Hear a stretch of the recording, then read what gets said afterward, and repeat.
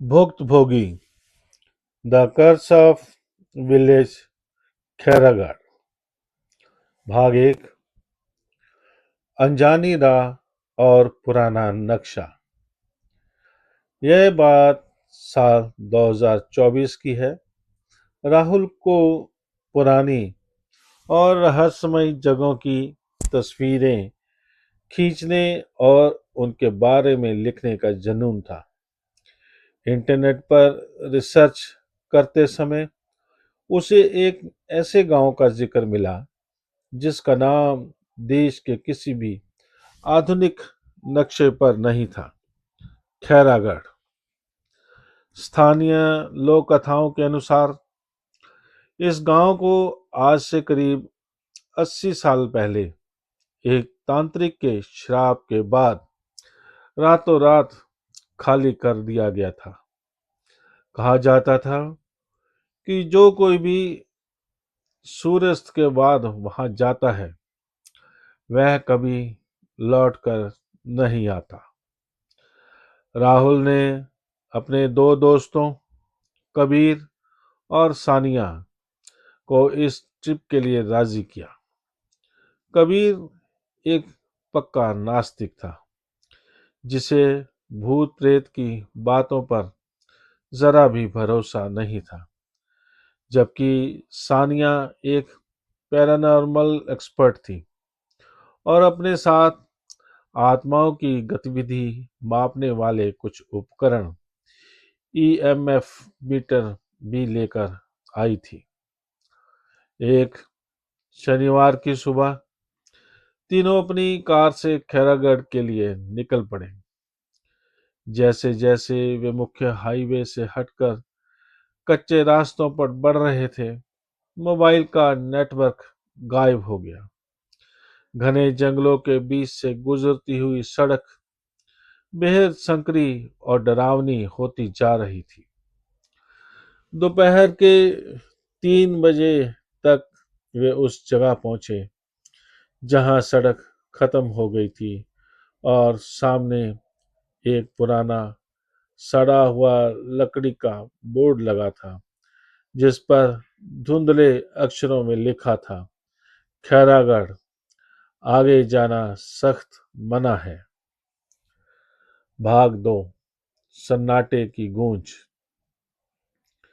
Car को वहीं छोड़कर तीनों पैदल ही गांव के अंदर दाखिल हुए। गांव में दाखिल होते ही तापमान में एक अजीब सी गिरावट महसूस हुई। अगस्त के महीने में भी वहां की हवा इतनी ठंडी थी कि सांस लेते हुए मुंह से भाप निकल रही थी। चारों तरफ मिट्टी और पत्थरों के ढह जा चुके मकान थे। गलियों में ऐसी खामोशी थी मानो वहां कभी कोई रहा ही ना हो। ना कोई परिंदा, ना कोई जानवर, यहाँ तक कि हवा के चलने से पत्तों के सरसराने की आवाज भी नहीं आ रही थी। यह जगह सच में बहुत अजीब है, सानिया ने अपना ईएमएफ मीटर निकालते हुए कहा। मीटर की सुई अचानक लाल निशान की तरफ बढ़ने लगी, जो इस बात का संकेत था कि वहां कोई अजीब सी ऊर्जा, एनर्जी मौजूद थी। कबीर हंसा। अरे सानिया, यह सब सिर्फ मैग्नेटिक फील्ड की वजह से है। चलो उस बड़े खंडहर की तरफ चलते हैं। वह शायद इस गांव के जमींदार का महल रहा होगा। वे तीनों गांव के बीचों बीच स्थित एक विशाल 2 मंजिला हवेली के सामने खड़े थे। हवेली के मुख्य दरवाजे पर काले धागे और सूखी हुई इंसानी खोपड़ी लटकी हुई थी। राहुल ने तुरंत कैमरे से उसकी तस्वीरें लेना शुरू कर दिया। भाग 3। शाम का साया और पहली चेतावनी। देखते ही देखते आसमान में काले बादल छा गए और सूरज ढलने लगा। घड़ी में शाम के 5:45 बज रहे थे। हमें अब वापस चलना चाहिए, सानिया ने घबराते हुए कहा। उसके हाथ में मौजूद ईएमएफ मीटर अब लगातार बीप बीप की तेज आवाज कर रहा था। जैसे ही वे वापस लौटने के लिए मुड़े, उन्हें हवेली के अंदर से किसी के रोने की आवाज आई। वह आवाज एक बूढ़ी औरत की थी जो बेहद दर्द में तड़फ रही थी। वहां कोई है, शायद कोई मुसीबत में है, कबीर ने कहा और बिना सोचे समझे हवेली के अंदर दौड़ गया। राहुल और सानिया ने उसे रोकने की कोशिश की, लेकिन तब तक कबीर हवेली के अंधेरे गलियारे में गायब हो चुका था। मजबूरन राहुल और सानिया को भी उसके पीछे जाना पड़ा।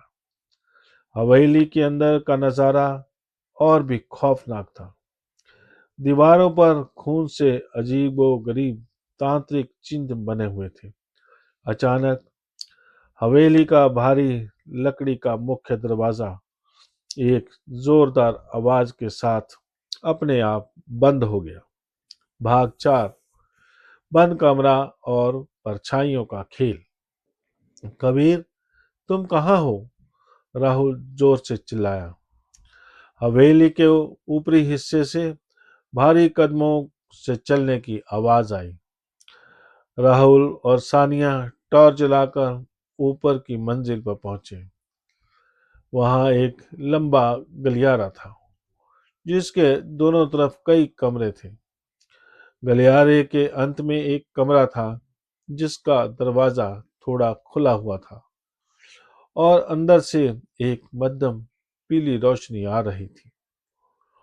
जब वे उस कमरे के पास पहुंचे तो उन्होंने देखा कि कबीर कमरे के बीचों बीच खड़ा था और दीवार की तरफ मुंह करके किसी से बात कर रहा था। कबीर, तुम ठीक तो हो? चलो यहां से।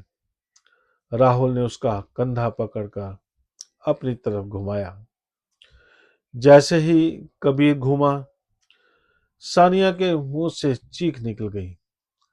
कबीर की आंखें पूरी तरह से सफेद हो चुकी थी और उसके चेहरे की नसें काली पड़ गई थी। वह एक अजीब, भारी और दोहरी आवाज में बोला, तो सब यहाँ आ तो गए, पर अब तुम में से कोई वापस नहीं जाएगा। वह भूखी है, उसे 80 साल से किसी का मांस नहीं मिला। कबीर अचानक फर्श पर गिर पड़ा और बेहोश हो गया। उसी पल कमरे की पीली रोशनी बुझ गई और चारों तरफ घना अंधेरा छा गया। राहुल की टॉर्च की रोशनी में उन्होंने देखा कि कमरे के कोने में एक साया धीरे धीरे उनकी तरफ बढ़ रहा था। वह एक औरत थी जिसके बाल घुटनों तक लंबे थे, पैर उल्टे थे और उसकी त्वचा जली हुई लकड़ी की तरह काली थी। भाग 5। अंतिम संघर्ष और रहस्य का खुलासा। सानिया और राहुल ने बेहोश कबीर को उठाया और अपनी पूरी ताकत से नीचे की तरफ भागे। पीछे से उस भयानक चुड़ैल के अट्टहास भयानक हंसी का आवाज आ रही थी जिससे पूरी हवेली कांप रही थी। वे नीचे पहुंचे और मुख्य दरवाजे को तोड़ने की कोशिश करने लगे, लेकिन वह दरवाजा जैसे लोहे का बन चुका था। तभी सानिया की नजर दीवार पर लिखे एक प्राचीन मंत्र पर पड़ी जिसके नीचे तांत्रिक की खुली हुई सूखी हुई उंगली का निशान था। राहुल, यह श्राप तभी टूटेगा जब इस हवेली के केंद्र में रखी तांत्रिक की उस खोपड़ी को नष्ट किया जाएगा। सानिया चिल्लाई। राहुल ने हिम्मत जुटाई और दौड़कर वापस उस कमरे की तरफ भागा जहां उन्होंने कबीर को पाया था। वह औरत हवा में तैरती हुई राहुल के ठीक सामने आ गई। उसने अपना लंबा नाखूनों वाला हाथ राहुल के गले की तरफ बढ़ाया। राहुल का दम घुटने लगा, लेकिन आखिरी क्षण में उसकी नजर जमीन पर पड़ी तांत्रिक की उस इंसानी खोपड़ी पर पड़ गई। अपनी पूरी ताकत समेटकर राहुल ने अपने पैर से उस खोपड़ी पर जोरदार प्रहार किया। खोपड़ी के टूटते ही एक भयानक, बहरा कर देने वाली चीख गूंजी। वह औरत धुएं में बदलने लगी और देखते ही देखते गायब हो गई। उपसंहार, अंधूरी मुक्ति।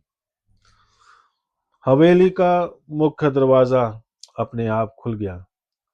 बाहर सुबह की पहली किरण फूट रही थी। राहुल और सानिया किसी तरह कबीर को घसीटते हुए कार तक लाए और वहां से भाग निकले। हफ्तों बीत जाने के बाद भी कबीर पूरी तरह ठीक नहीं हो पाया है। वह आज भी रातों को उठकर बैठ जाता है और खैरागढ़ की तरफ मुंह करके बुदबुदाता है। राहुल ने जब अपने कैमरे का मेमोरी कार्ड चेक किया तो उसमें खैरागढ़ की एक भी तस्वीर नहीं थी। हर फोटो पूरी तरह काली आई थी, सिवाय एक के। उस आखिरी फोटो में राहुल की पीठ के पीछे वही भयानक चेहरा साफ दिखाई दे रहा था और फोटो के नीचे लाल अक्षरों में लिखा था, मैं अभी भी तुम्हारे साथ हूँ। कृपया लाइक, शेयर और सब्सक्राइब जरूर करें। धन्यवाद।